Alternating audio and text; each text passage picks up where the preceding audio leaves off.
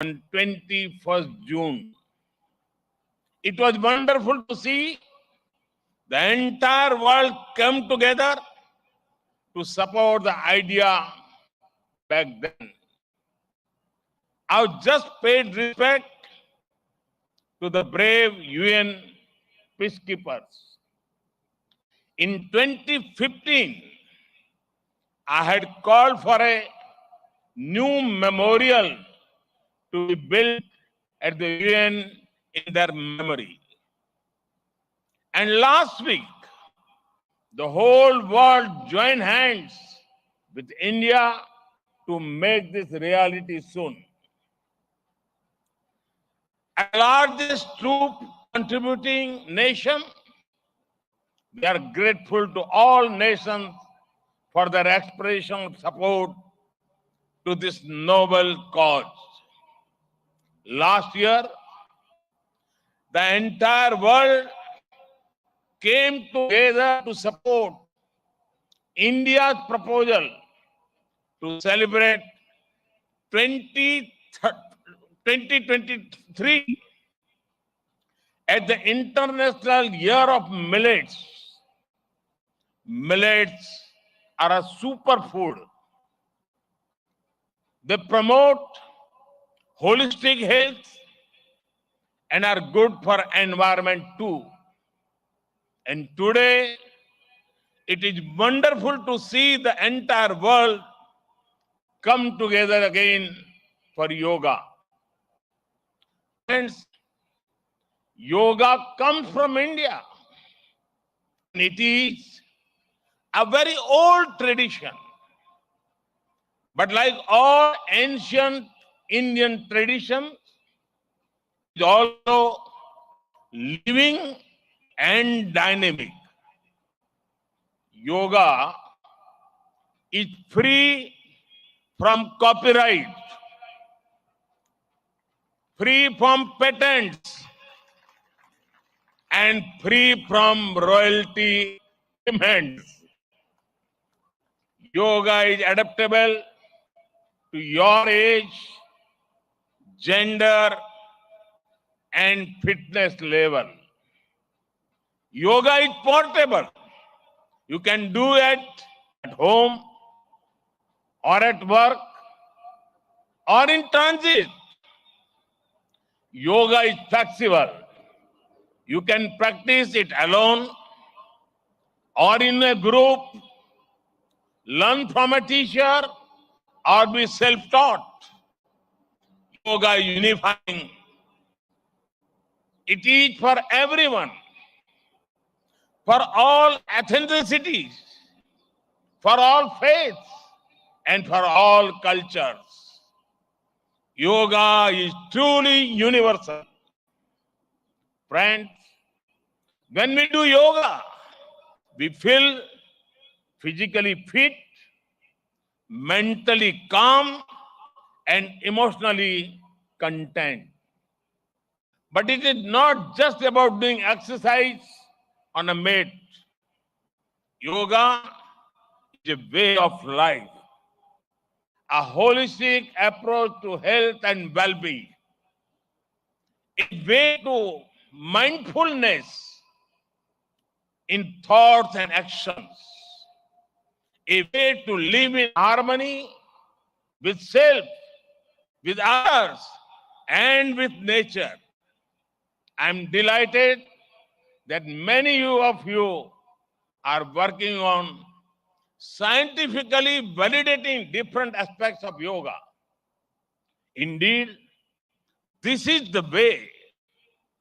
Friends, I know you are all keen to get started. Well, so am I. I want to thank the United Nations for hosting us here today. I am grateful to the mayor and the city of New York for all their help and support in making this event success. And most of all, want to thank you all once again for being here today. Let us use the power of yoga not only to be healthy, happy, but also to be kind to ourselves and to each others. Let us use the power of yoga to build bridges of friendship, a peaceful world, and a cleaner, greener, and sustainable future. Let us join hands together to realize the goal of one earth, one family, one future. I conclude with a wish. Sarve bhavantu sukhinah, sarve santu niramaya. May everyone be happy. May everyone be healthy. Thank you.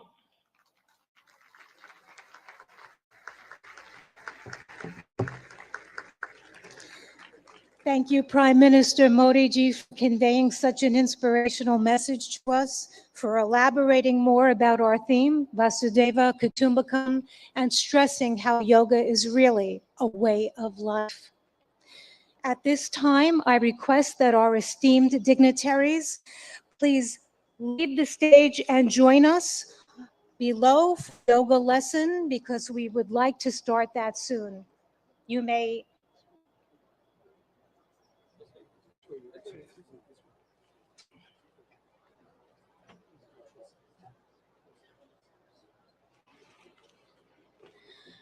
Friends, I'm now going to call upon yoga instructor, Miss Annalise Richmond, so that she can join on the stage. Quickly. We're going to prepare the stage so that we can get it ready for our yoga lesson. I've mentioned before that we'll have 6 energetic youngsters leading us along with Miss Annalise Richmond in this lesson.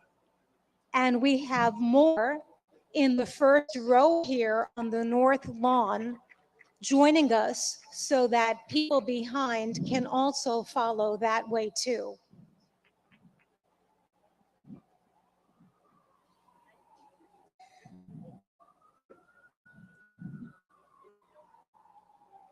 I'm requesting that everyone stay on your yoga mat in your spot and to follow our yoga instructor and our yoga practitioners to the best of our ability.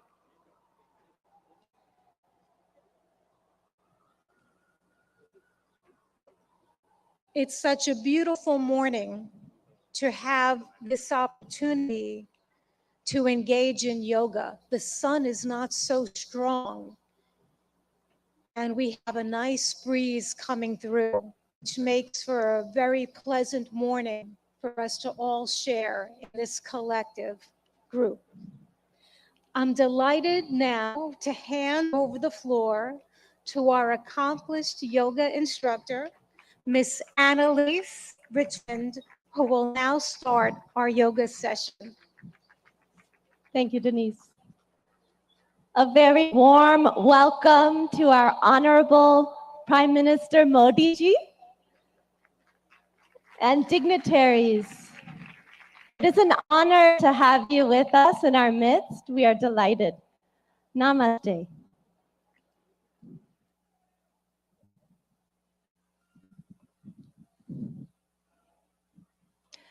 Let us all enter into the world of yoga together. Can you hear me in the back? Yes. Let's bring our hands together in front of the heart in prayer pose. Keep the shoulders relaxed. And we'll do an invocation together. We'll be chanting Om 3 times together. Let's close the eyes.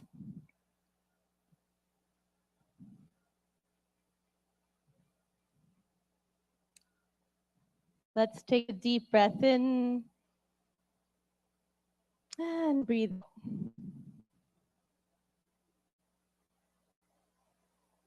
Breathe in and breathe out. And let us chant Om. Deep breath in. Om.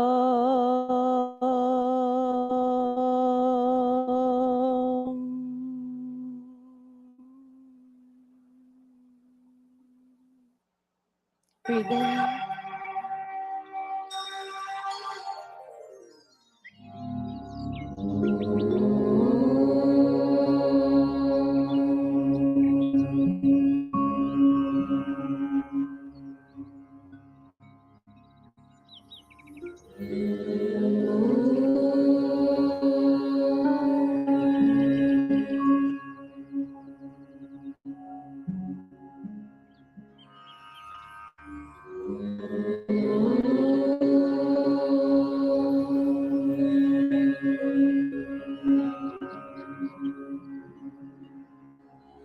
Sangachadvam samvadadvam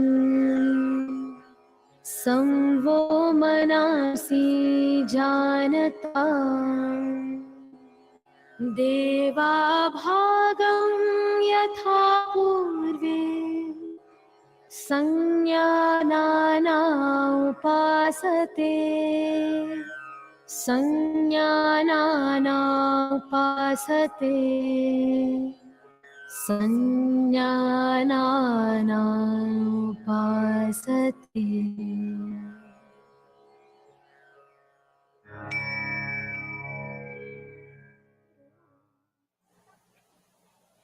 Let's relax our hands in our lap.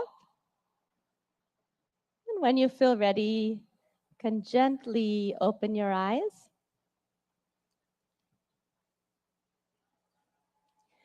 We'll start our yoga sadhana, our yoga practice, with some loosening exercises to increase the circulation in the body.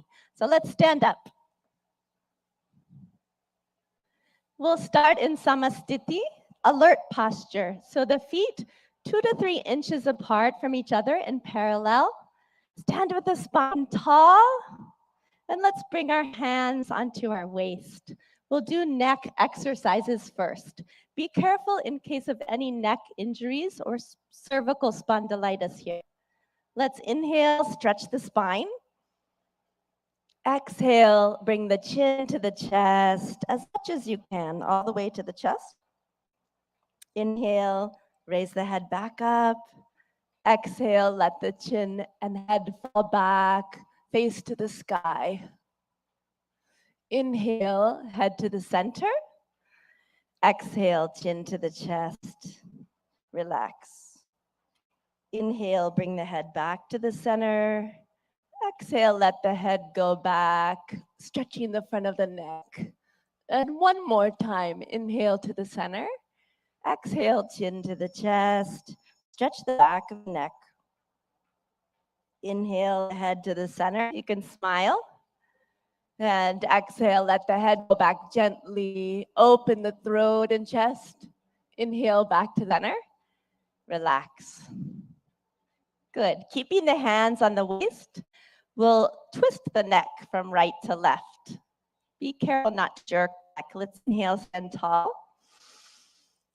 Exhale, turn the chin over the right shoulder. Look all the way over to the right. Feel the stretch in the left side of the neck. Inhale, back to the center. Smile. Exhale, the chin over the left shoulder. Feel the stretch in the right side of the neck. Good. Inhale, back to the center. And exhale, chin over the right shoulder. Look as far as you can with the eyes. Inhale, back to the center. Breathe in. Exhale, chin over the left shoulder. Look to the left. Good. Inhale, come back to the center. And exhale, relax. Good. Now we'll do trunk twisting to warm up the body and spine. Be careful of any spinal injuries in this warm up. So let's bring the feet 1 foot apart. Feet in parallel in Samastiti, alert posture. Back is tall. Inhale, take the arms out in front of you, hands parallel to each other. Exhale, keep the hips where they are. Turn just the upper body to the right. Left palm towards the right shoulder. Look to the right. Good. Inhale, come back to the center. Palms facing each other. Exhale, twist just the upper body to the left. Palm facing the left shoulder. Good. Inhale, come back. Looking forward, palms facing each other. Exhale, twist just the upper body to the right. Look to the right. Left palm to the right shoulder. Good. Inhale, come back to the center. And exhale, twist just the upper body to the left. Right palm towards the left shoulder. Good. Inhale, come back to the center. You can smile. Exhale, relax. Good. Now let's start our yoga asanas or yoga postures. We'll start with Tadasana, the palm tree posture. If you have any arthritis in the lower extremities, don't raise up onto your ankles in this posture. So for Tadasana, we'll start in Samasthiti, feet 2 to 3 inches apart from each other. And inhale, raise the arms up to shoulder height. Exhale, clasp the fingers and push the palms away from you. Good. Inhale, raise the arms up. Exhale here, lengthen the spine. Inhale, come up onto the toes and breathe here. Breathe in and breathe out. Breathe in, breathe out. Breathe in, grow taller. And breathe out, slowly lower down the feet. Unclasp the hands slowly with awareness on the body. Lower the arms down slowly. Good. And relax. And now again, let's bring the feet 2 to 3 inches apart. Samasthiti, alert posture. Take a back bend. If you have any vertigo or back injuries, be careful with this pose. So Ardha Chakrasana, the half wheel posture. Let's take the hands to the waist. Inhale, grow tall. Exhale, slide the fingers back to support the back, elbows in parallel behind the back. Inhale, let the head go back, opening the front of the neck. As you exhale, bend from the lumbar spine, go back carefully and easily as far back as you can. And let's breathe here. Breathe in and breathe out. Breathe in and out. Awareness on the whole body. Breathe in and breathe out. Good. Inhale, lift the chest, come back up. Slowly. Good. And exhale, relax. Good. We'll take a forward bend. Pada Hastasana, the hands to the feet posture. So keep the feet in parallel, 2 to 3 inches apart from each other. Inhale, take the arms up from the front, all the way up. And exhale, bending only from the hip joint. Keep the legs straight. Start to reach forward. Stretch your fingertip forward till your body is like a table parallel to the ground. And now slowly lower the fingertips down. Either bring the hands to the shins or fingertips to the ground, or the palms on the ground if you can. Drop your head towards your knees. Let's take a few deep breaths. Breathe in and breathe out. Keep the legs straight. Breathe in. As you breathe out, head towards the knees. Breathe in. Breathe out a little further. In and breathe out. Good. Inhale, slide the fingertips forward, stretch the arms forward, let the back come up with the arms. Breathe in slowly, come all the way up. Smile. Good, and relax. Excellent. And we'll go to the floor. You can just stretch the legs out in front of you.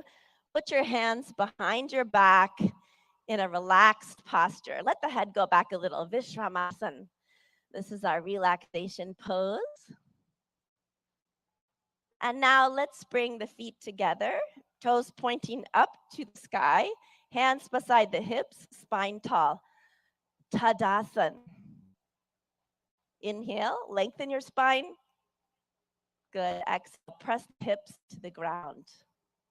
And now we'll do Bhadrasana, the firm posture. So be careful in this posture in case of sciatica or arthritis.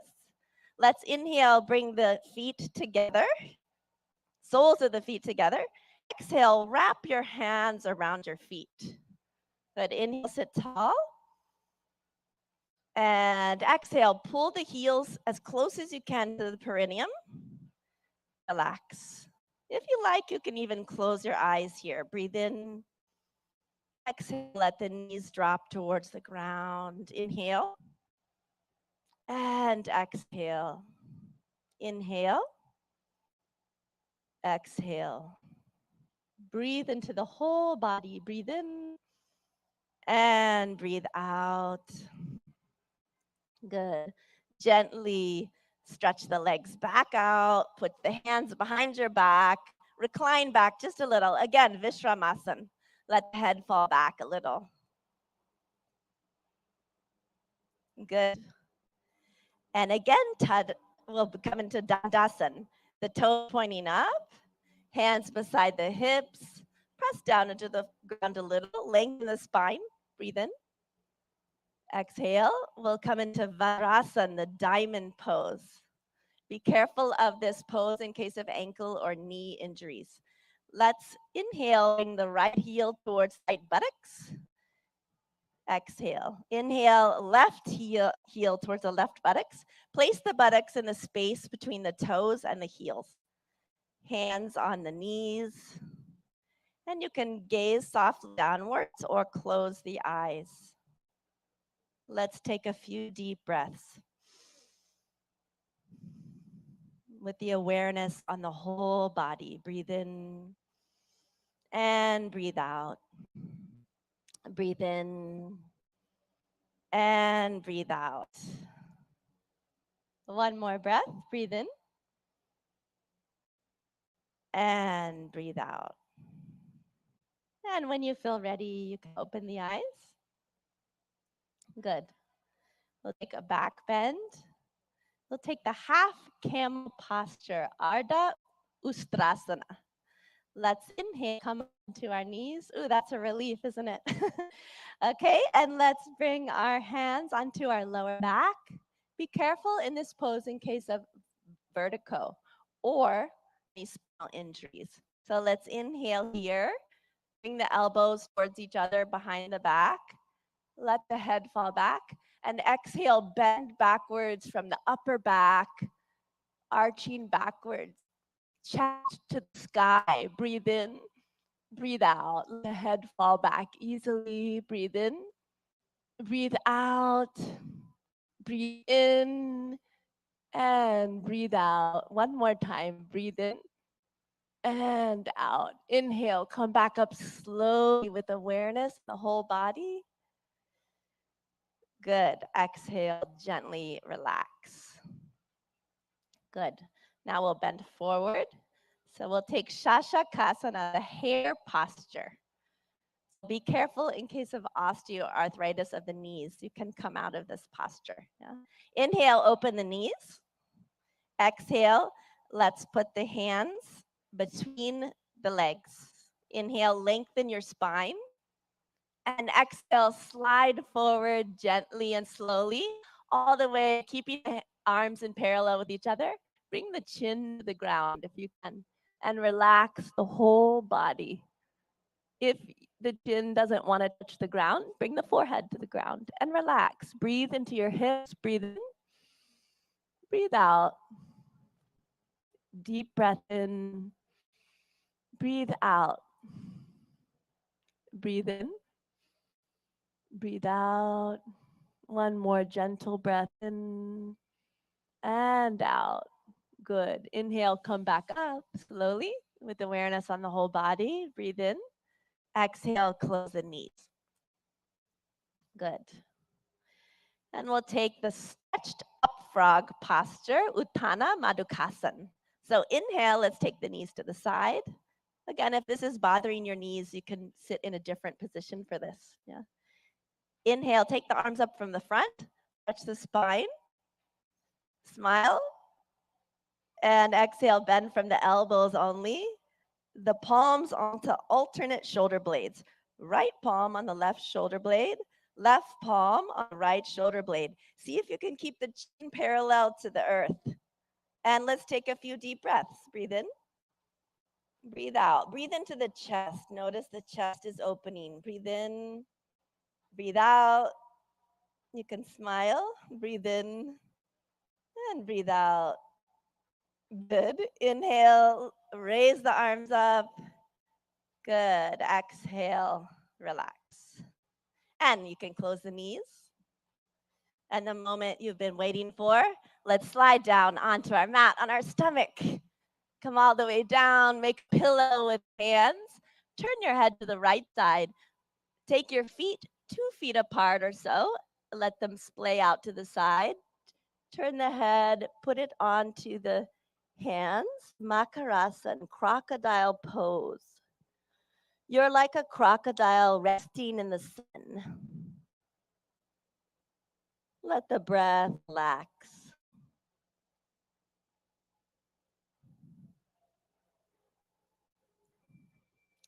Good. Now bring the legs together. Take the arms out in front of you. You can have them resting on the ground. We'll do Bhujangasana, cobra pose. Be careful of this pose in case of hernia or any abdominal injuries. Inhale, bring the hands underneath the shoulders, elbows close to the body. Exhale here. And inhale, lift head, chin, chest, upper chest until the navel. And breathe here. Deep breath in. Breathe out. Relax the shoulders. Push them down and back. Breathe in. And breathe out. Breathe in. And breathe out. One more breath in. Come a little higher. And exhale. Slowly lower down. Again, make the pillow with the hands. Turn the head this time to the left side. Legs apart. Makarasana on the other side. Crocodile pose. Resting in the sun.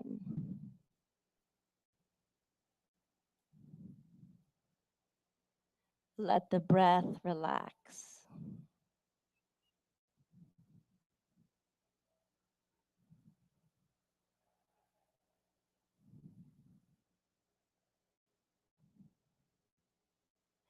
Now gently, let's turn onto our backs. Gently roll to the back. Relax. And we'll do Pavan Muktasan, the wind-freeing posture. So inhale, bring the knees up. Exhale, bring the knees to the chest, towards the chest. Inhale, clasp the fingers together, place them on the shins, wrap the arms around the legs. Exhale, bring the forehead towards the knees until the chin or nose touches the knees. Breathe in and breathe out. Deep breath. Awareness on the whole body. Breathe in, breathe out. Breathe in, breathe out. One more breath. Breathe in and exhale. Release the head down. Relax the legs. Slide them down onto the ground. Let the legs be 1 to 2 feet apart. Let the toes fall out to the sides and the arms by your sides. Palms facing up to the sky, relaxing the arms on the ground. Shavasana or corpse pose. Relax the whole body. Become aware of the natural flow of the breath. And let's take our attention to our toes and feet, ankles, legs, knees,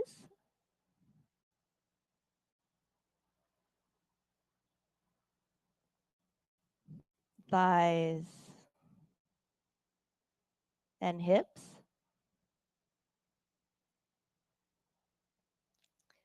Our abdomen, stomach, chest,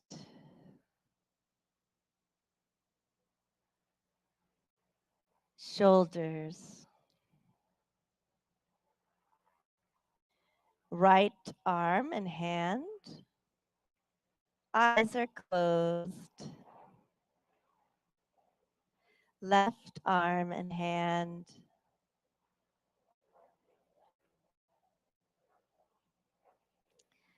The neck and the throat.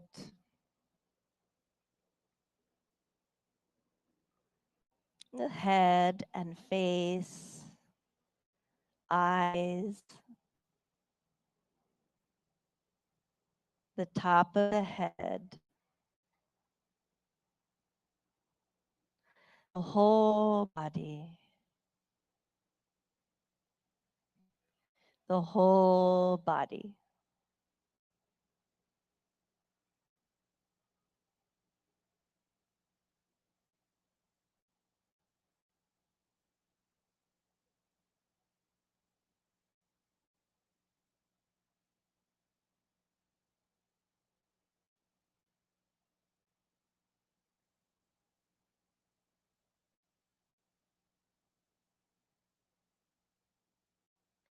Slowly and gradually, take a deep breath in and breathe out. Let's turn and rest on the right side for a moment. Resting on the right side.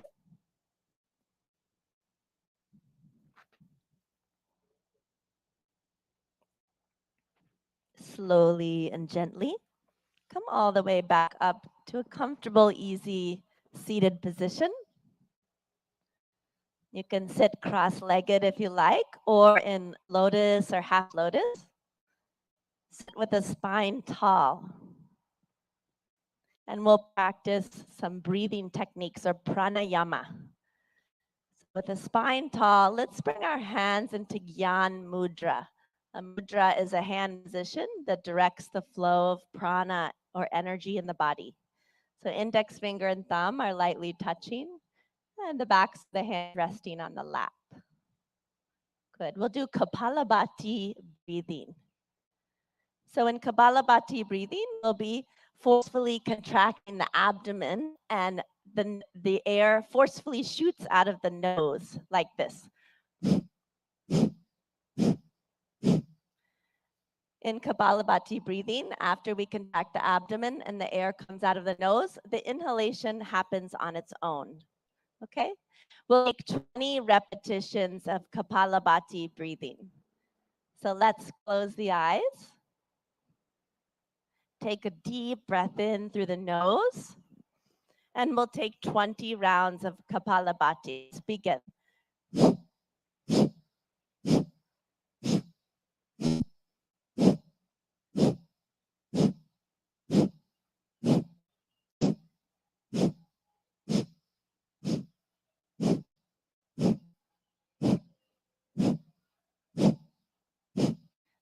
Relax.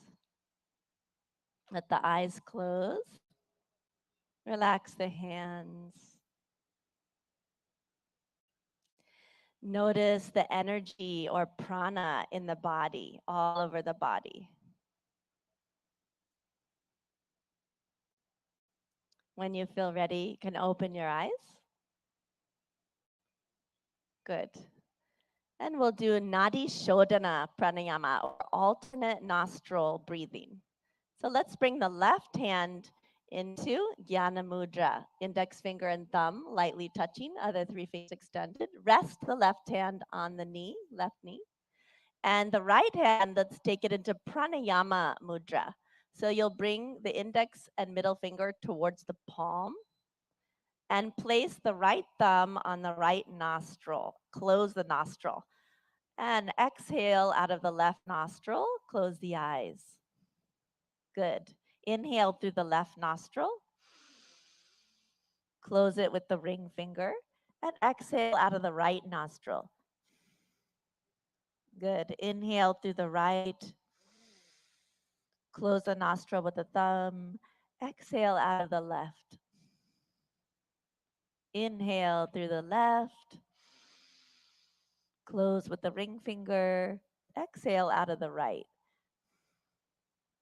Inhale through the right. Close with the thumb. Exhale out of the left. Inhale through the left nostril. Close with the ring finger. Exhale out of the right. One more. Inhale to the right. Close with the thumb. Exhale out of the left. With the eyes closed, relax the right hand in the lap. If you like, you can bring it into Gyan Mudra. Relax the hands. And notice the balance in the body, the balance between the right and left hemisphere of the brain.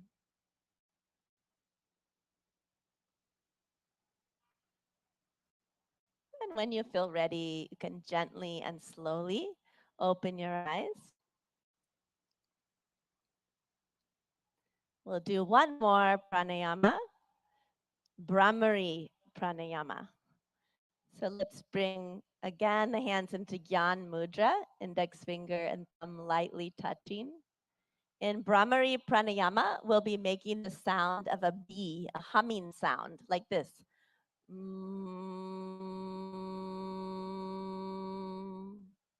We'll do this with a special mudra called Shanmukhi mudra. We'll be closing off all of the senses.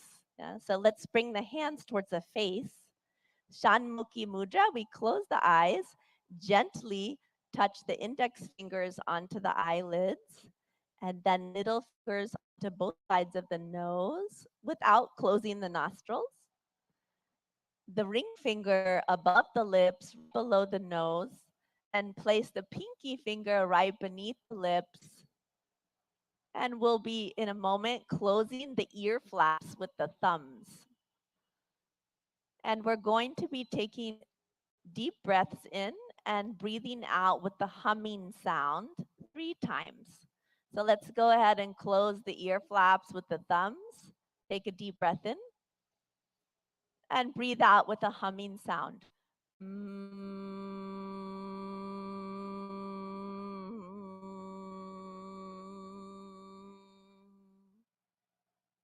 Deep breath in, again with the humming sound.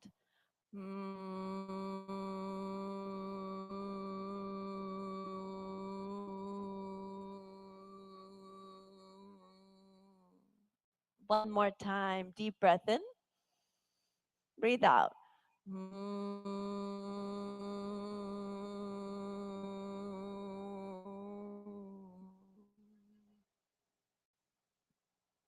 With the eyes closed, relax the hands in the lap.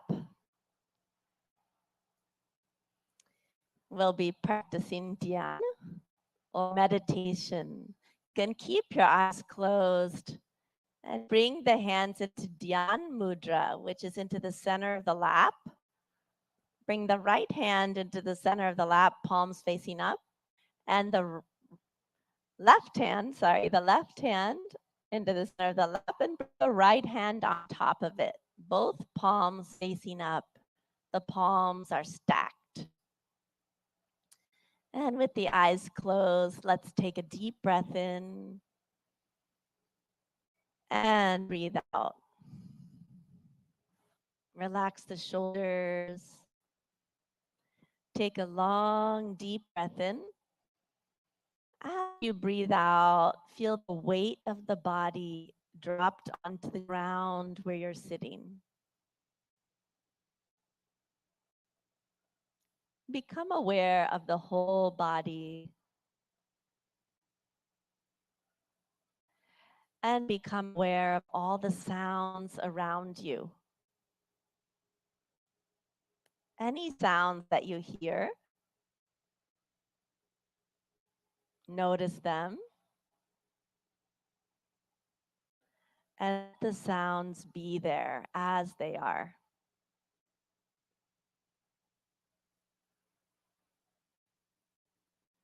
You are in harmony with the environment as it is.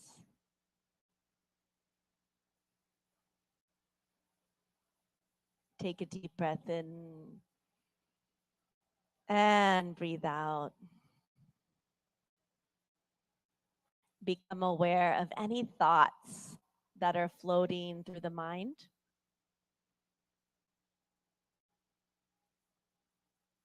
Do not resist any thoughts. Let them come.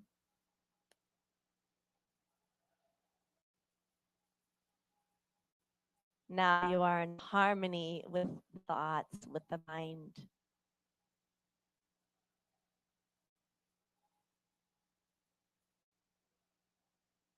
And become aware of any feelings, pleasant or unpleasant. Accept the feelings as they are.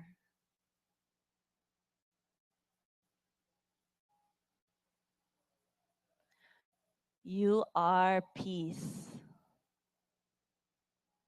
You are joy.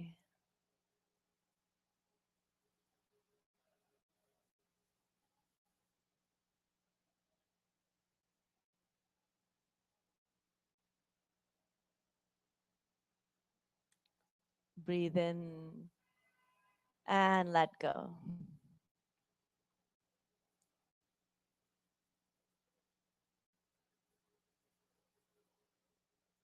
Again, become aware of your feelings.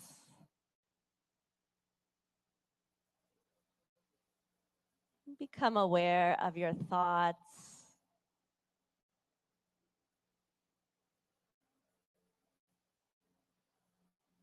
Become aware of your whole body.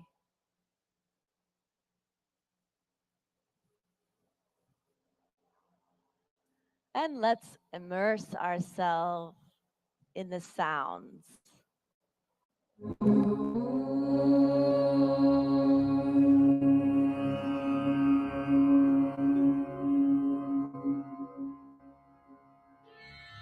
सर्वे भवन्तु सुखिनः सर्वे सन्तु निरामयाः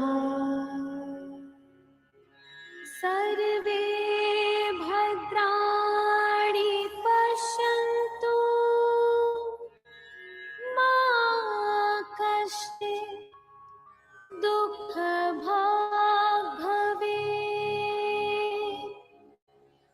मा कश्चित् दुःखभाग् भवेत्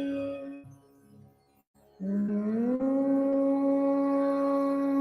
शान्ति शान्ति शान्तिः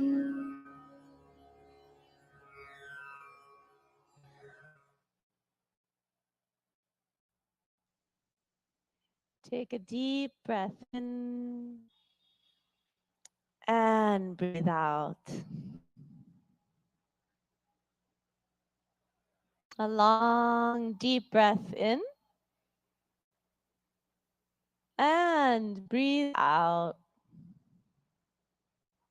Become aware of your whole body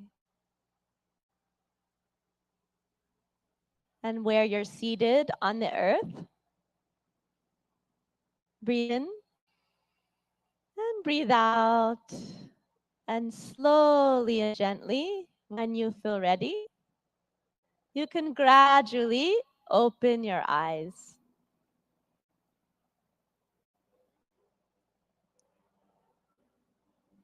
Good.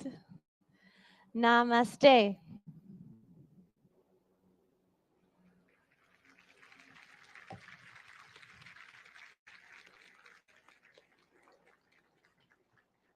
Om Shanti Shanti Om, everyone. What an uplifting and revitalizing yoga session we've had. And the sun even started to come out even more, shining its rays upon us so gloriously. We're here in this beautiful North Lawn of the United Nations headquarters in New York City, celebrating World Yoga Day 2023. A sincere thank you, Annalise Richmond, and to all our young yoga practitioners who've helped to demonstrate during this yoga session. We have an unforgettable event with them and for the youngsters in the first row leading us as well this morning.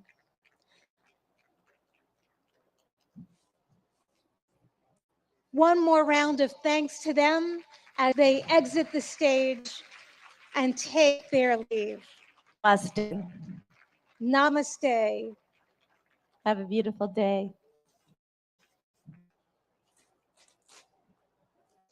Our deepest gratitude to the Honorable Prime Minister of India, Narendra Modi ji, for gracing us with his presence and in creating this wonderful memory at the iconic United Nations headquarters that we cherish from years to come. Friends, I am going to ask if you can please stay in your seats. Please remain seated while the Honorable Prime Minister of India meets and greets participants.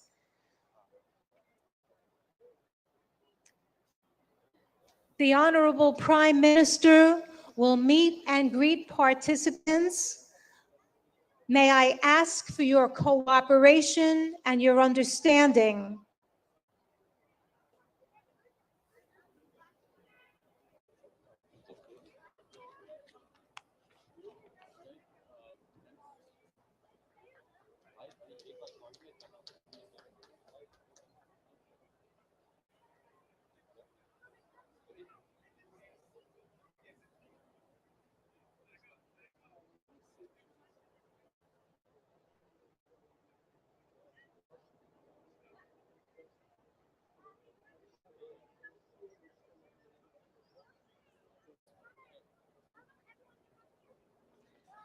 Friends, may I ask that you remain seated at your yoga mats, please, as the dignitaries and His Excellency Prime Minister Modi ji meets and greets and mingles with some people.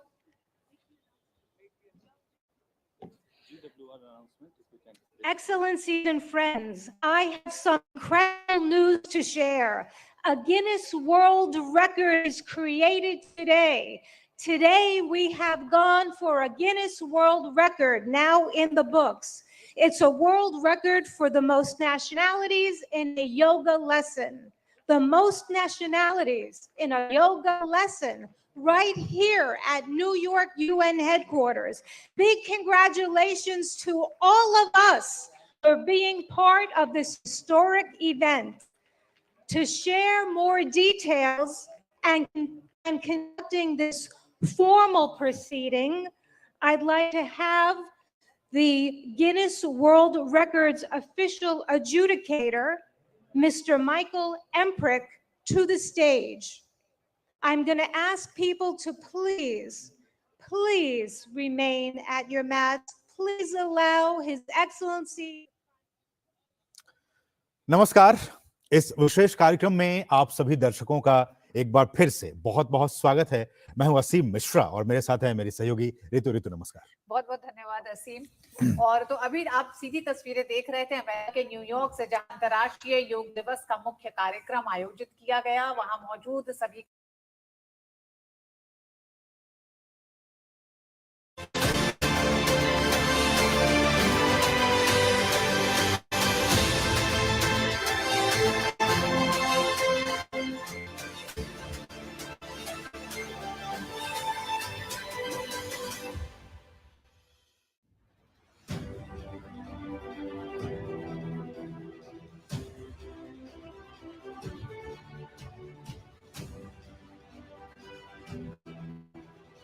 Namaskar, welcome to Indian Diplomacy, show on Doordarshan, India's national broadcaster, about Indian foreign policy, India's international relations, and India's engagement with a variety of initiatives around the world to provide global public goods.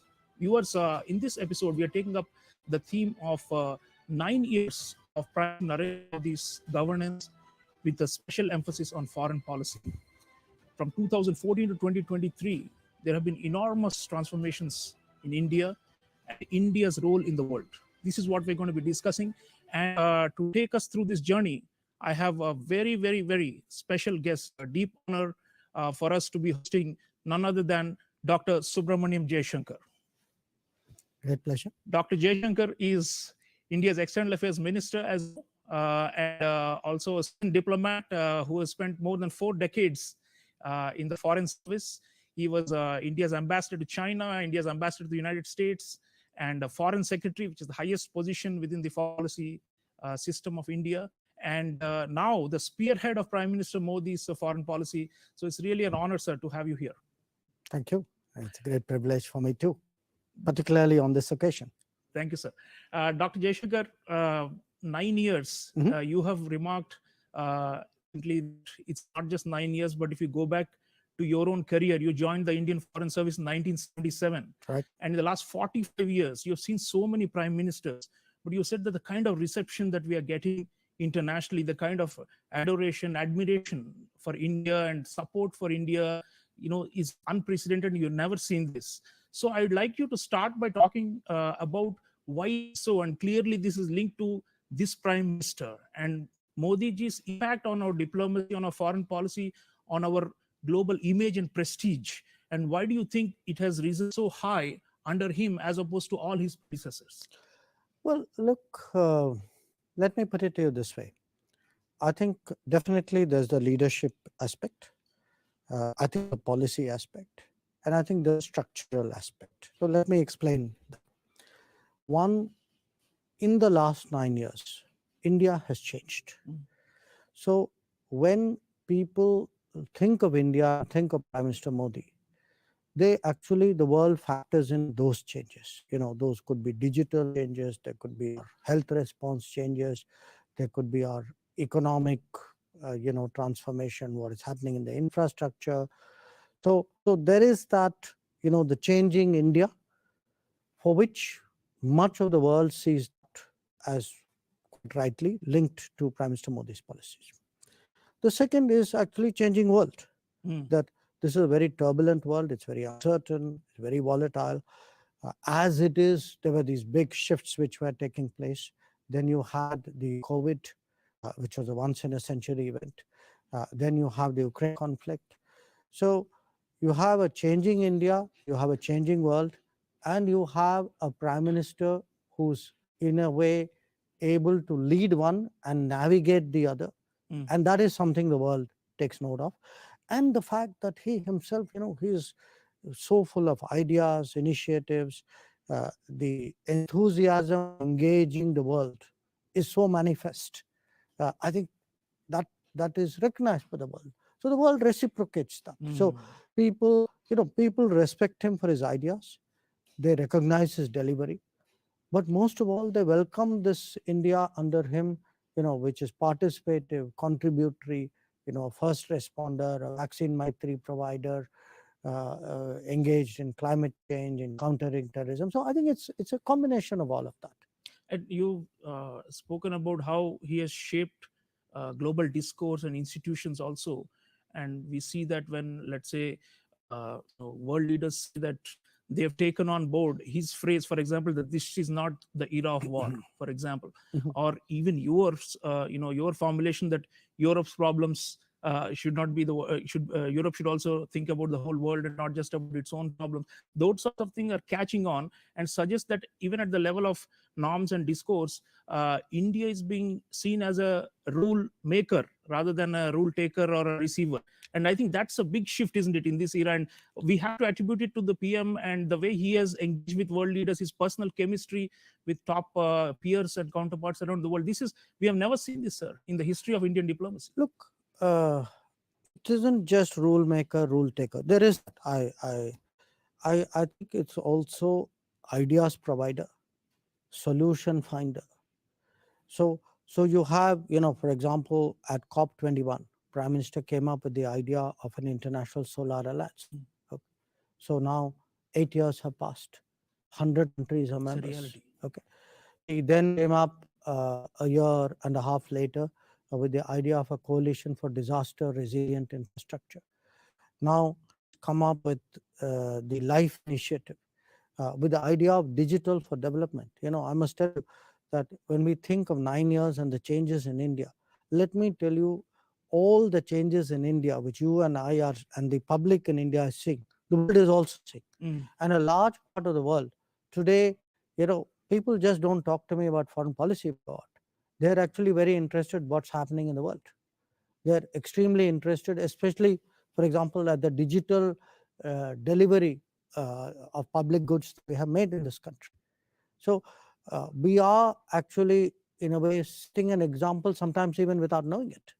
And as Mahatma Gandhi used to say, be the change you want to see in the world. India's domestic governance reforms clearly are being appreciated internationally and are even being, exported, because many of our, like our UPI payment system and all these are now, widely known. Ashwini Vaishnav, our IT minister, was saying that number of G20 countries actually want India-made 5G technology, and these are all, I think, shining examples of Modi's India actually being seen as emulating for others instead of us following the role that the path set by more advanced countries. If I were to pick 3 things in India in the last 9 years, which in my view has reshaped the world's thinking about India, one I would say is called the vaccine experience.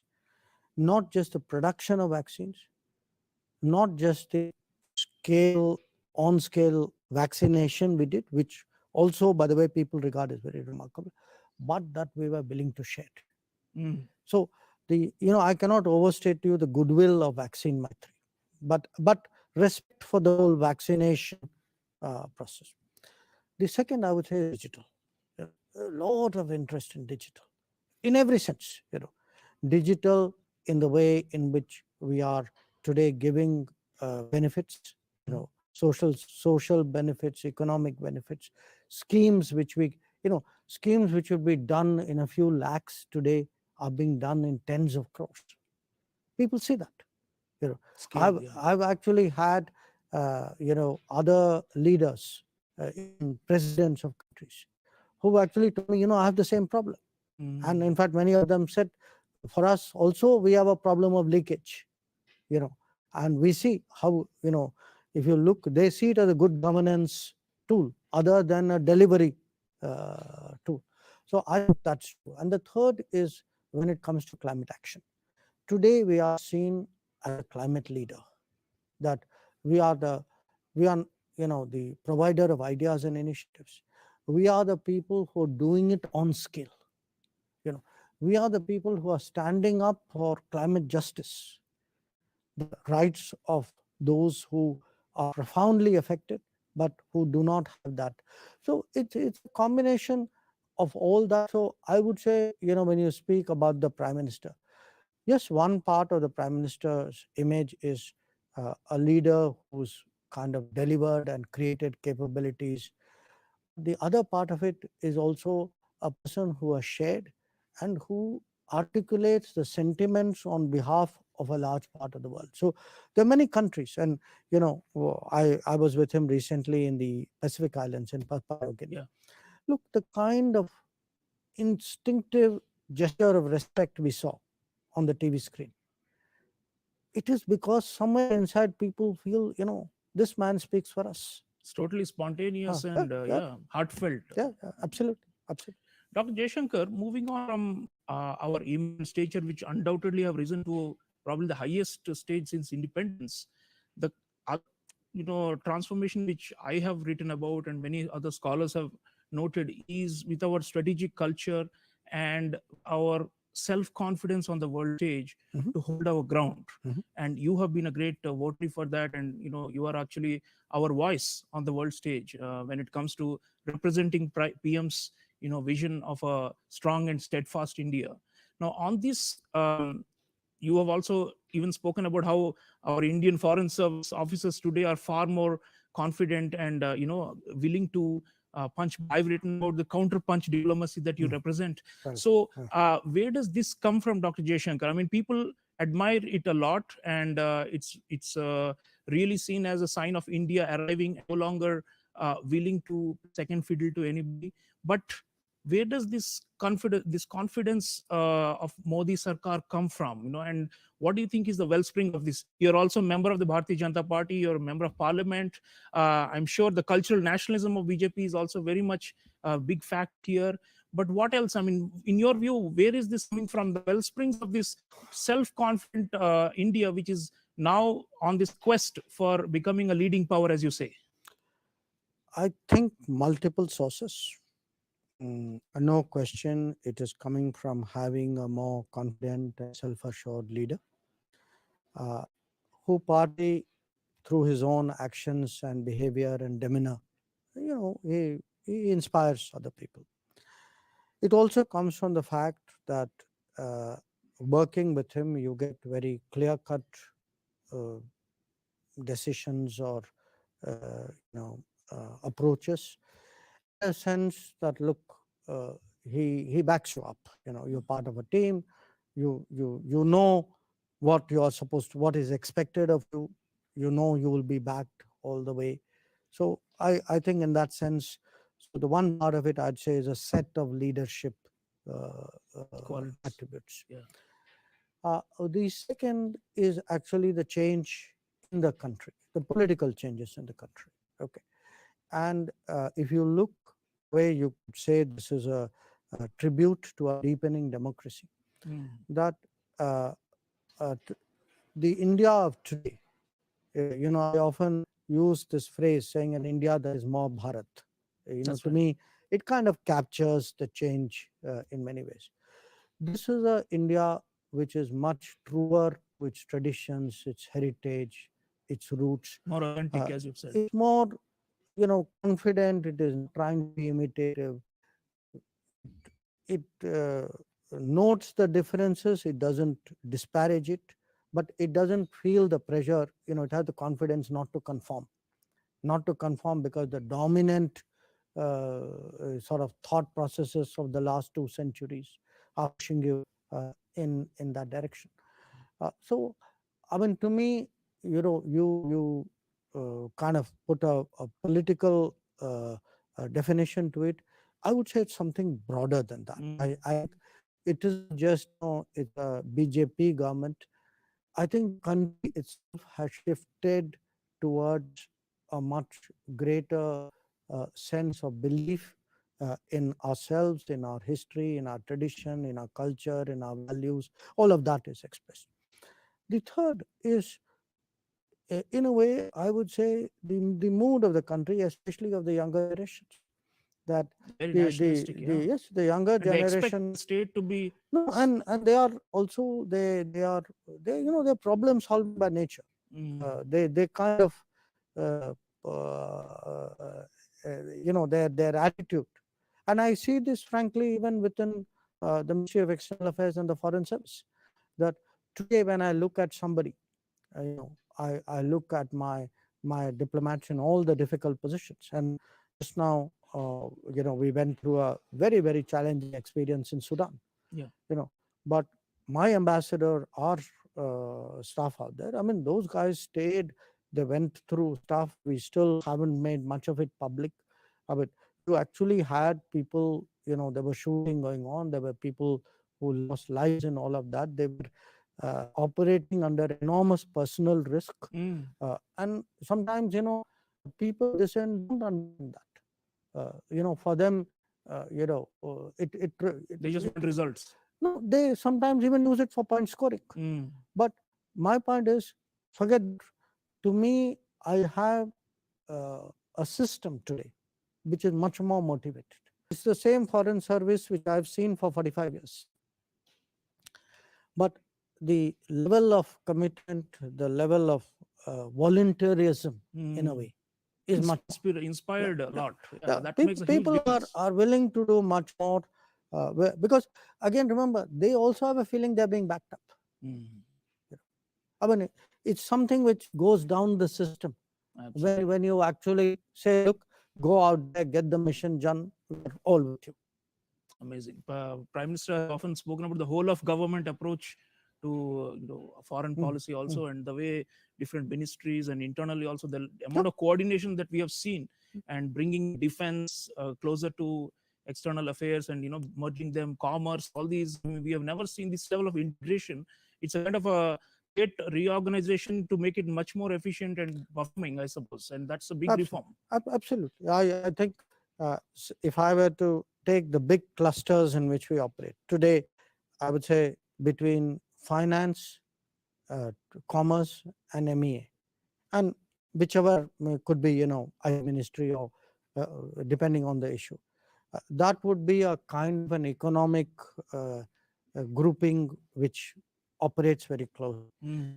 Similarly in defense, or not defense, in security. Yeah. So you would have MEA, you would have defense, you would have the services, you would have the national security secretary, that's another cluster.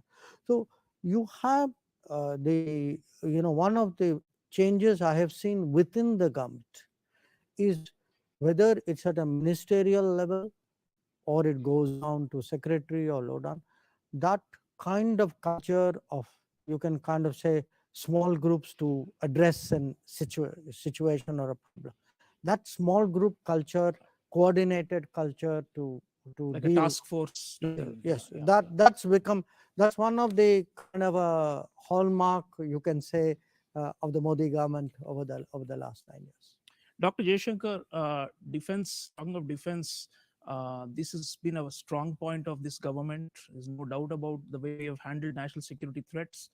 You kindly endorsed my book, Crunch Time, on this matter as well. The fact is that our adversaries, we have of course built a lot of strategic partnerships, and I'll come to that. But when we come to our adversaries, the signaling, our posturing, and even our negotiations are showing a different face of India that is far more courageous and bolder. And one is, you've mentioned that an ambitious foreign policy requires risk taking, and Prime Minister Modi has shown the willingness to take risks to deter our adversaries. So on that front, we can see there's been some kind of a elevation of India's strategic culture. It's no longer seen as a soft state. You've mentioned yourself in your book India Way. There was a time before 2014 that we were like the laughing stock of the world and often been seen as a soft state that cannot do anything to our adversaries. They keep harming us. But now it's not just the retaliation, but the kind of pressure, countervailing measures that we have taken. All these have really shown a far more muscular, assertive India to our adversaries. Your comments on this and how this transformation has come. Obviously, PM is authorizing all of you to go for it, but what else is happening in the system making this happen? We are today the most populous country. We are the 5th largest economy. It's not just quantitative. We are developing the mentality of being on the big stage. That's a mindset. Which has changed. Now, what does that really mean? It means that when you have national security challenges, first of all, you face up to them. You don't duck them, you don't hide them, you don't, you act on them. Okay. So if, for example, as we saw, there was cross-border terror attacks, then you respond to them. You don't let it be the way Mumbai and 26/11 was handled. Or you could say, what we saw on the northern borders, where the Chinese were seeking to change the status quo in the border areas in 2020. The fact that we are willing to send forces up there and to contest that and to stay there for as long as it takes. Now, it's not again just a policy, and it cannot be only when you are presented with a crisis. You have to do the changes and prepare for it 365 days a year for every year. If in a crisis time you must move.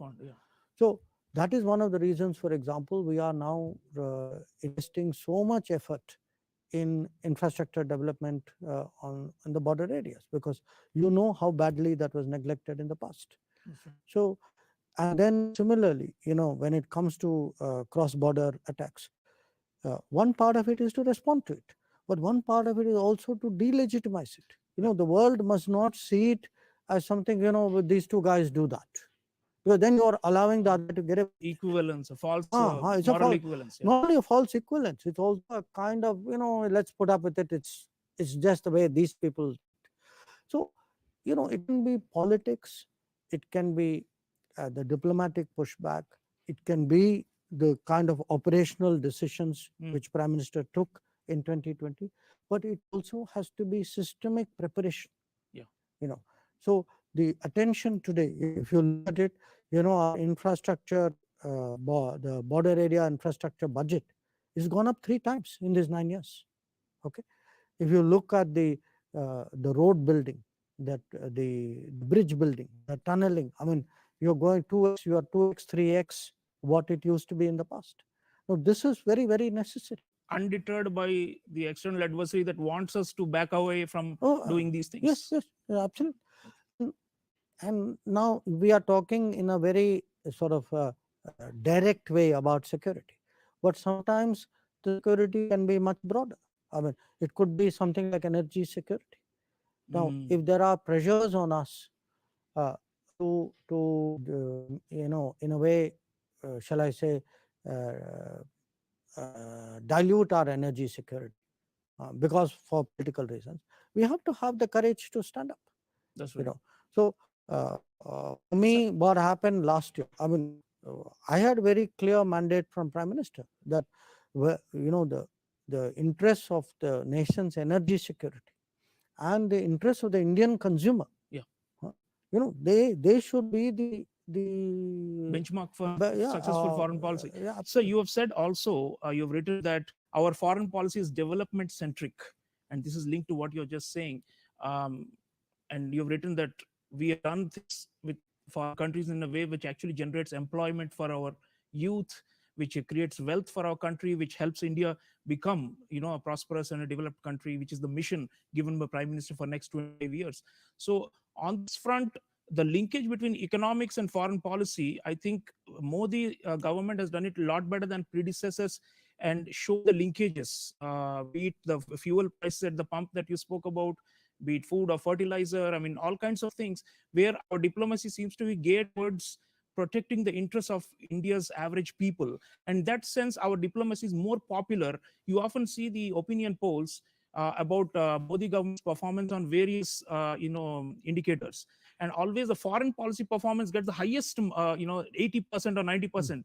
So, and that's credit to your leadership as well. But what is it that, how have we been done this development connect into our foreign policies? When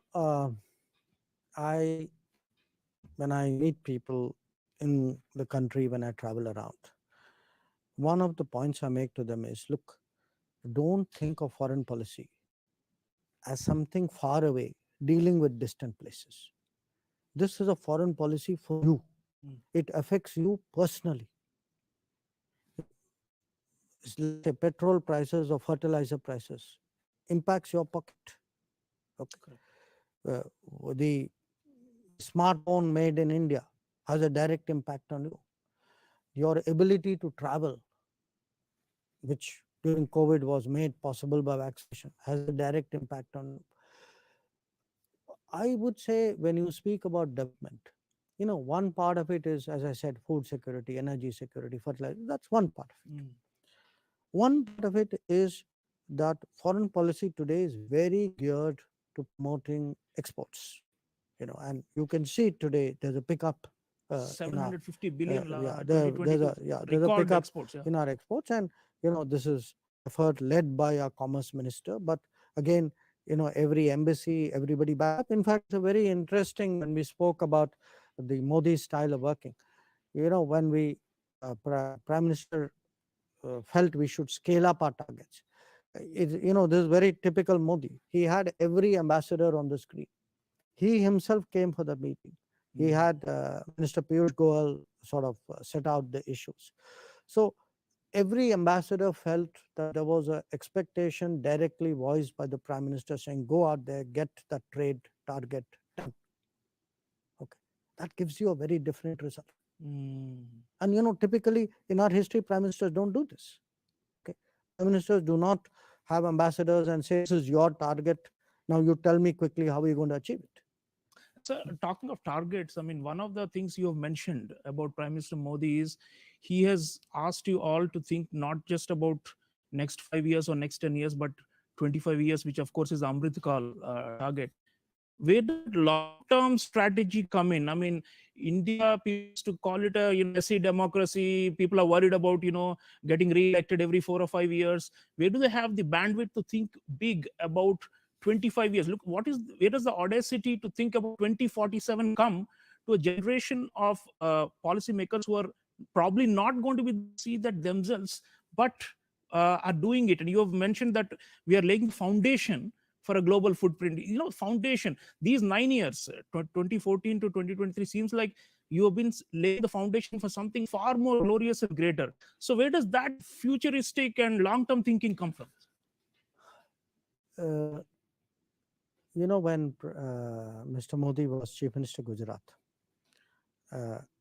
one of the approaches that he brought there at that time, and this is something I've learned from others, I did not have the experience of working with him then, was don't think of this term only. Think, don't do something because it's going to happen in this term. Think beyond this term. Okay. Now, that's at a state level.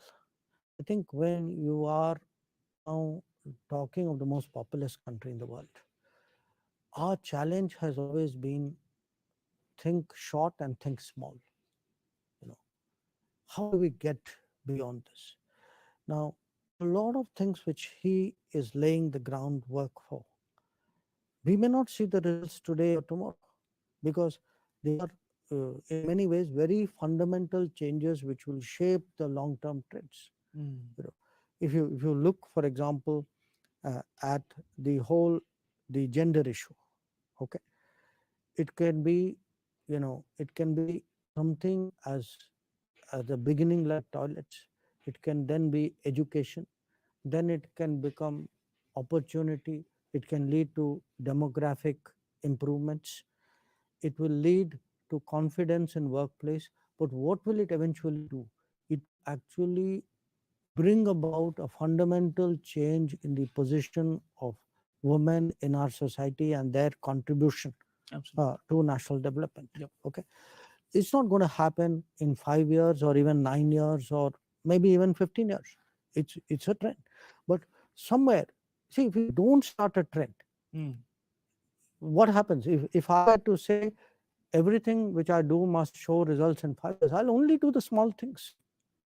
So you think of an era when you have the audacity to dream big. And the leading power goal, sir, is that yes, exactly that, isn't it? A developed country in terms of economic terms and geopolitically a leading power in the world. A leading power is an international relations description of her aspiration. There'll be other, a developed country is another description. I can, you depend on which perspective you have. But my is, if I were to relate this to your earlier question, what is the development? At the end of the day, look, any country's position in the world will be as good as its development at home. Right? Absolutely. You can't have below average development at home and say, well, I'm going to have very ambitious foreign policy. And that is really some of the problems that we encountered in the 60s and the 80s and the 90s. The gap between the intent and the capabilities. Yeah, absolutely. Yeah. So now we are developing the capabilities. The two go together. So to me, when people say, if you are sort of, shall I say, you take a more robust posture outside, I take a more robust posture out because in my back, the domestic situation is much stronger. Transformation is happening. Yeah. So I'm empowered by what is happening. And when you think, when you speak about how will development impact foreign policy, yes, exports will impact. But remember, there is one big revolution on which we are at the doorstep. And that, to my mind, is the revolution of the global workplace. That in a knowledge economy, what will happen is you're going to have you already have a fundamental mismatch between where there is production and demand and where there is talent. Now, this has to balance in some way. And we as a country, if we can improve our talent, if we can give people the skills, there is a global workplace out there waiting for them. And global workplace doesn't mean, by the way, that you have to go out. Global workplace means somebody, you and I could be sitting here, but we could be doing work, our employer could be in Europe or America or Japan or whatever it is. This world of an AI and this world of a much more, let us say, a semiconductor driven world, it's going to be very, very different. You'll have both mobility of people, but also mobility of job, of tasks. Yeah. And Actually, we're preparing with our, right, again, yeah. see, I mean, I want you to now think backwards 9 years. PM spoke about digital India. PM spoke about skill India. He spoke about startup India. Where was he going? He was doing building blocks, ahead of his time. Huh, actually. correct. I didn't hear any world leaders talking about these things 9 years ago, Right. about AI and about digital and all these things. So today, if you ask somebody, you go to some conference, okay, Munich Security Conference. You ask them saying, okay, tell me what's the big issue. They'll say tech wars. Then you roll this back and say, okay, who started thinking of preparing for the tech wars? Who started thinking? There's another, by the way, very important word here to phrase: trusted collaboration. Okay. Trusted collaboration means you and I are secure with each other. And in this world where data is so crucial, where artificial intelligence will be the key driver, trusted collaboration will be the real relationship in the world which will shape the future. And this, the digital, the skill, the talent, the startup, this is what it is about. So we are 9 years of Modi government, but it's important, it's crucial to look ahead. Sometimes it's also good to look at the rear view mirror. Okay, where did this start? What were the building blocks? And these are some examples. Absolutely. So the foundations are being laid. Talking of trusted partnerships, Dr. Jaishankar, let me draw you to the geopolitical arena. People call you actually a master of, statecraft. And you've written that Modi government has done optimal positioning of India in world politics. And I'm quoting, less by hedging and more through active pursuit of interests and values. Now, this hedging has historically been seen as the fate of middle powers because, they should not choose sides, and it's rather safer to be somewhere in the middle and extract concessions from all sides. That's sort of pragmatic. But what you are saying is that we have more flexibility in the Modi era in terms of alignment. We are, of course, not into alliance with anybody, but alignments. And there has been a certain sharpness in that. A lot of people in the international relations community appreciate that India is finally acting, like you said, acting and thinking big, and is not confined to just being, a swing state between two existing power centers. And on that front, you've said that, and I'm going to quote you from your book, we need to engage America, manage China, cultivate Europe, reassure Russia, and bring Japan back into play. So what I'm saying is that in this emerging multipolar order, India's got the strategy to navigate these multiple camps that are going around, and still we are determinedly, doggedly pursuing our own goal, which is to be a leading power. And if required, we also align based on geopolitical needs. And this is different from the old non-alignment dogmas and all these things. So when you say it's a bolder foreign policy, is this what you mean? What is it with our strategic positioning that has really, you think, a big change in the Modi era compared to earlier times? Well, in a way, your question has answered itself. Okay.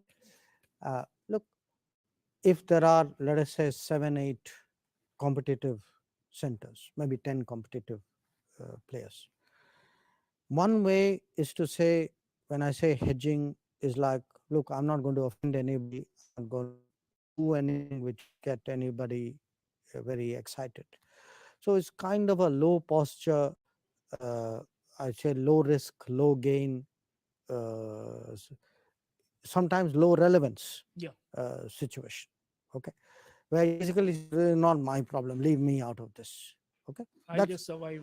And way of dealing with it. The other way is to say,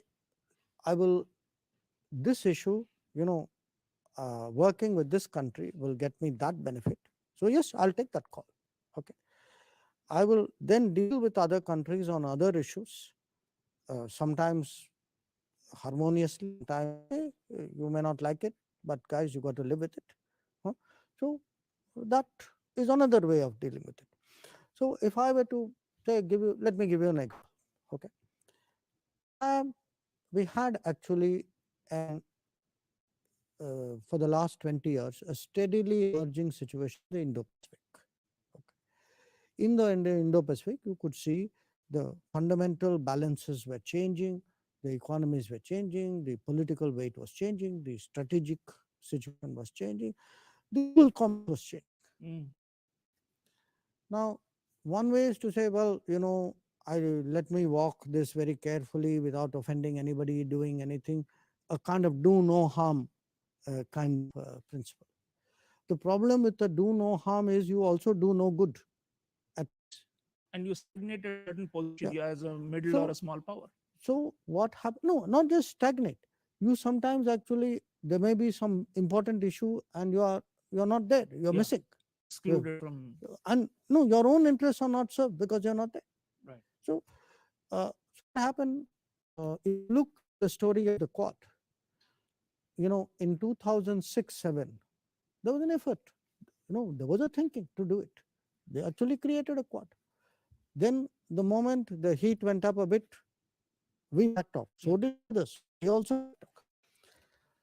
Now, 10 years later, fast forward. Okay, now it's Modi. Thought it through very carefully, did not take a decision in a hurry. But once you think it through, okay, you've seen it go from 17 foreign secretary to 9 foreign minister, 20 prime minister. Okay, you've seen the Quad expand, the range of its activities grow, it's deepened. And today, it is there to stay, and it is a major factor Force in for good, as a prime yes, minister a calls force it. for good. Now, I can give you other examples. If I were to go to the other side, and this is still kind of emerging, it's one thing for me to say, okay, you have this Abraham Accords, and maybe it will lead to a more stable West Asia. But then the other way is to say, okay, I'll actually work with these countries, and I'll help, make my contribution. Maybe I'll get some benefit also out of it. So we actually took the decision to create the I2U2.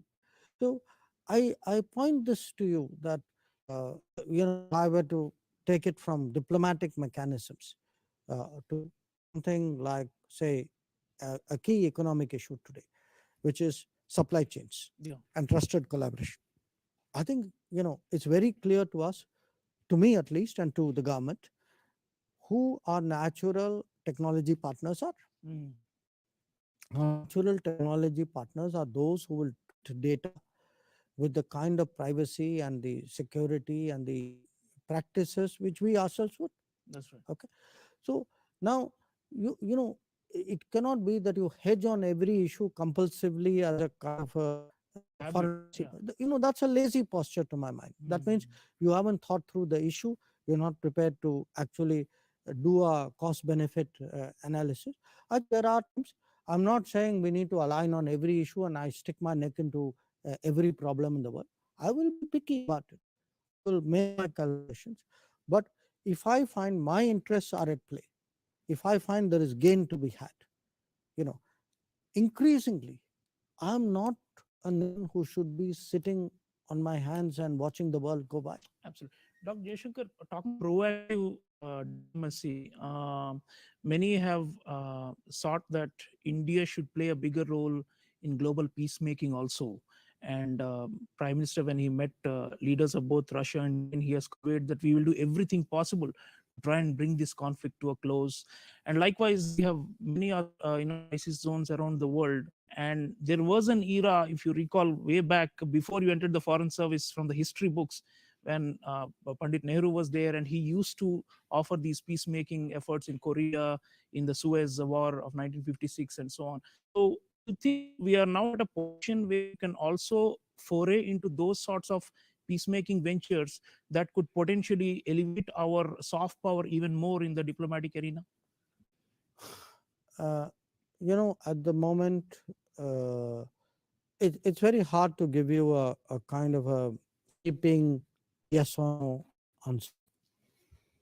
I think we are in a position today to influence many many domains, many issues, many problems. Okay, they may not be that old-fashioned, necessarily old-fashioned interstate Conflicts. Yeah. conflicts. Okay, so let us say, we did this Voice of the Global South. We did it, and 125 countries participated in it. Now we did it because we wanted to tell the South, saying, look, we have the G20 presidency. We take it as a very serious responsibility. We want to find out from you directly what are your concerns, and we'd like to bring it into the discussion. So we will try to be your voice. Now you are trying to deal with a very serious issue in a very helpful, contributory. When it comes to actual conflicts between nations, at the moment, obviously there is one big one. It is one where, as you say, Prime Minister spoke about the president. He also met President Zelensky in Hiroshima. My own sense is people do see us as helpful, as a country which has its aims, but every conflict to have a certain it arrives at a point where countries are open to some kind of Like a resolution. ripe moment. Yeah. Resolution. At the moment, more of the problems are smaller issues, the grain corridor, the nuclear issue, the prisoner of war exchanges, etc. Some of these we've been working with other countries, but I would say these are still probably very early days on the Russia-Ukraine, if you're looking at conflict risk. Dr. Jaishankar, cannot have a TV show on Indian diplomacy with you without talking about the diaspora. I mean, that has been probably in many ways unprecedented in the history of independent India, the kind of effort and energy and mobilization that Prime Minister Modi and the entire government has done for the diaspora, the kind of work, the reforms, the policy changes. Now, that is probably a priceless asset that you have actually cultivated. And we can clearly say, I think with confidence, that India is stronger on the world stage because our diaspora is so energized and so electrified. And so your thoughts on why, is such a big hit with the diaspora, and what is it that he has told you all to do for the diaspora, that they love India, Mother India back so much? And today it's like we have 32 million additional force multipliers all across the world, over and above the 1.4 billion Indians. When Prime Minister Modi assumed office as Prime Minister, this was May, 9 years ago. I remember coming a few days later, I was ambassador in the US in June, early June. And had a fairly long conversation with him on diaspora. And that conversation led to eventually what became the Madison Square Garden event. Yeah. Okay. And you've seen that now sort of reincarnate and sort of become a phenomenon. Australia was the most recent one. What is the difference earlier and now? One, I think Narendra Modi gives a degree of respect to the diaspora for contributions to India, which was long awaited. This is a community, and this could be nationals, our nationals, nationals of other countries. But if you look at the last many decades, the diaspora actually stood by this country in time of trouble.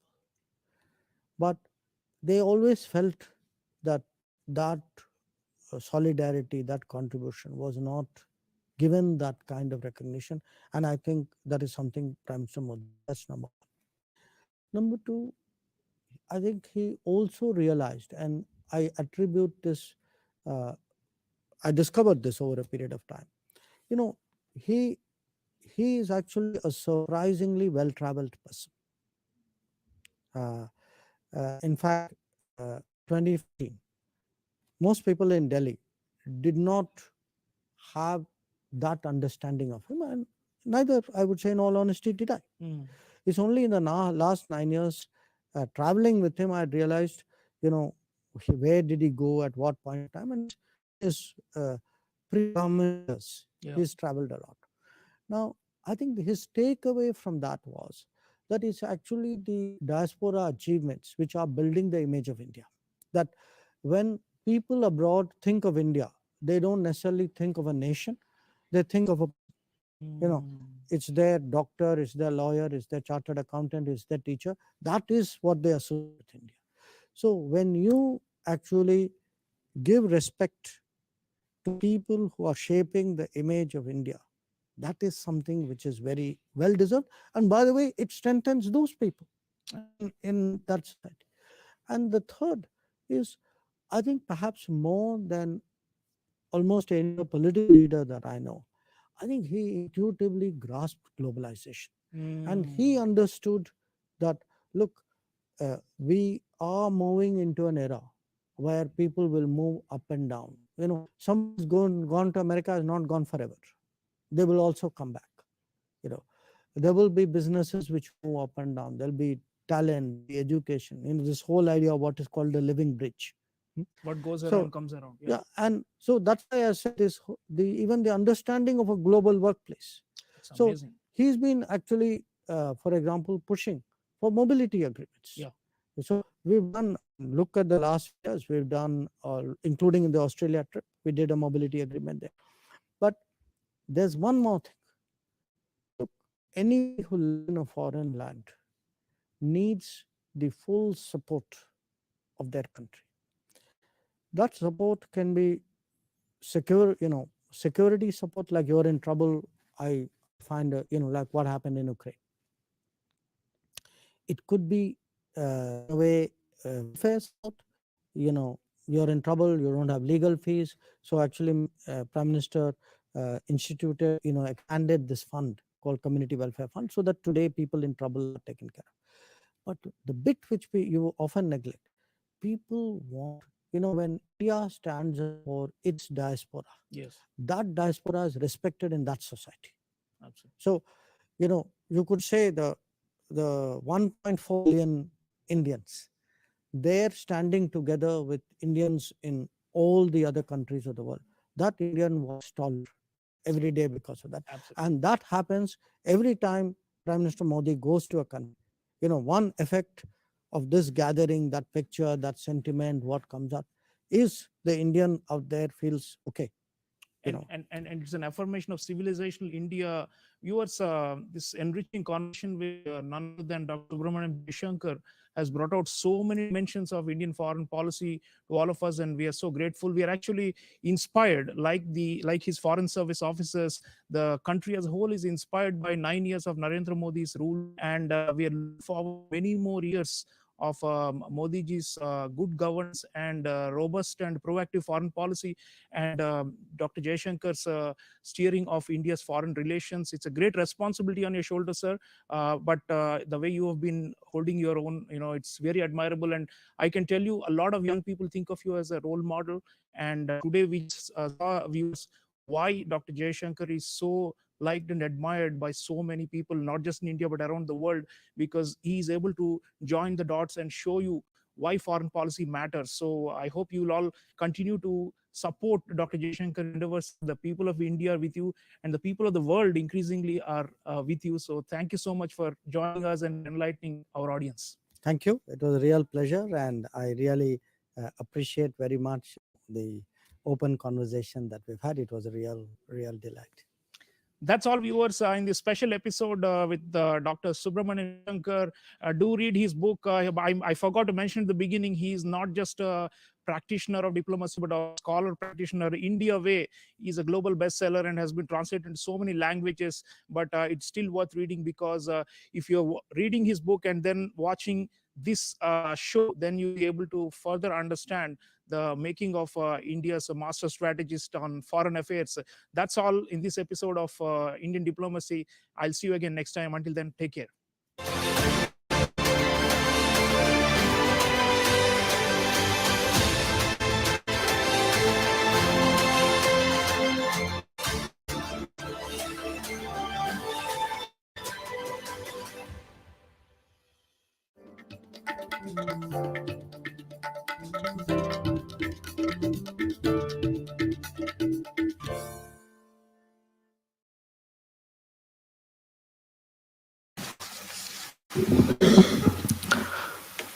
Namaskar.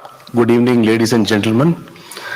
At the outset, I welcome Dr. S. Jaishankar, Honorable Minister of External Affairs, and members of the Indian and South African Indian communities to this beautiful evening in the mother city of South Africa. Honorable EAM is in Cape Town, leading an official delegation to participate in the meeting of BRICS foreign ministers. The last 3 days have been eventful, with multilateral and bilateral engagements with different countries. Dear community members, the government, under the leadership of our Honorable Minister and the Affairs Minister, has always accorded the highest priority to diaspora engagement, which is based on 4 C's: care, connect, celebrate, and contribute. Sir, I would like to give a snapshot of the community in South Africa and in this province. A major part of the community arrived between 1860 and 1911 as indentured labor to work in the sugarcane and agricultural plantations in Natal. They were mostly drawn from the present-day Tamil Nadu and Andhra Pradesh, with some eastern UP and Bihar. There was another wave of Indians, a community of traders, who mainly hailed from the present-day Gujarat and Maharashtra. In addition to Natal, a segment of the trading community settled in Cape Town also. The story of their forefathers, of how they overcame adversity and built their lives and built life themselves, is inspiring. Today, they are a very successful community and have distinguished themselves in diverse areas like politics, government, education, business, finance, and other service industries. Sir, a set of non-resident Indians resident in Cape Town is also present in this hall. Operate in Indian companies and joint ventures in the information technology sector, in the startup space, and some are researchers and academics in the universities. The Indian community resident in Western Cape has been a pillar of support consulate. They have always partnered us in all our outreach efforts and regularly took part in celebrations with energy and enthusiasm. In addition to those from Cape Town, we also have prominent members of the community, Indian and South African Indian, from Johannesburg and Durban as well. Many of them play a key role in public life and bilateral commercial relations. Especially thank them for their effort to join us today and make this event a grand success. Before I conclude, I request all of you to rise and observe a minute's silence for victims of the tragic train accident in Odisha yesterday.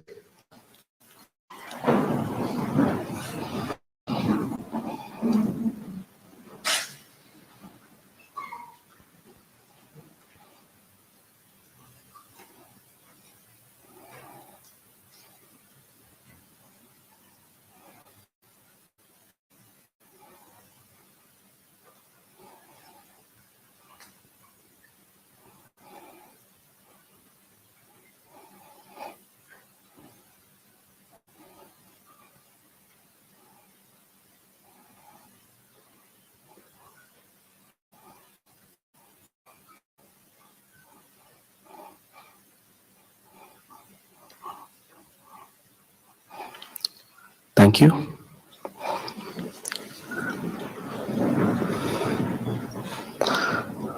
I now request to introduce the Honorable Minister. Thank you all once again. Jai Hind.